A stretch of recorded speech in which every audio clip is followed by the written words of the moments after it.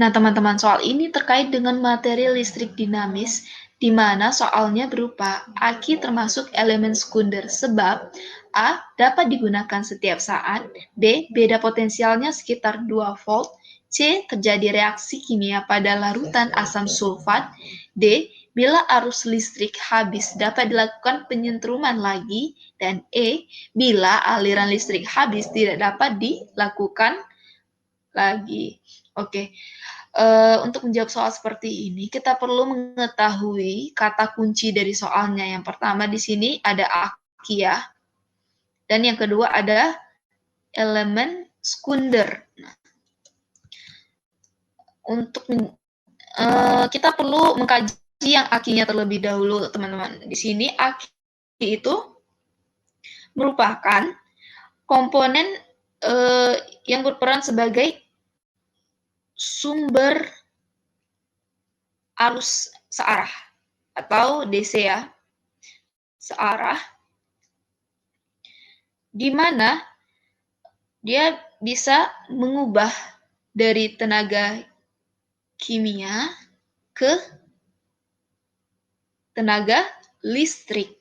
Nah, seperti yang kita ketahui, pada umumnya biasanya sumber arus itu ada yang dari elemen primer dan sekunder. Nah, di sini karena yang diminta soal itu adalah elemen sekundernya, kita perlu ketahui terlebih dahulu perbedaan dari kedua elemen tersebut.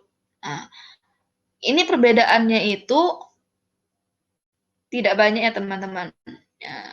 Di sini biasanya kalau primer dia saat sudah terjadinya reaksi yang mengubah dari tenaga kimia ke listrik, nah, sampai nanti bahannya itu habis.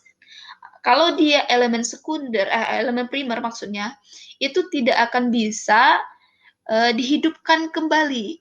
Nah, itu bisa kita hanya bisa memakai atau menghidupkannya apabila diganti bahan pereaksinya. Jadi di sini dia tidak bisa dihidupkan kembali atau disetrum kembali. Sedangkan kalau sekunder, nah, itu kebalikannya, yakni setelah dia nanti habis bahannya itu dan tenaga listriknya itu sudah habis, itu bisa digunakan kembali asalkan disetrum kembali bahan untuk aksinya gitu. Jadi di sini yang paling tepat terkait dengan pernyataan itu adalah D. Bila arus listrik habis itu dapat dilakukan penyentruman lagi.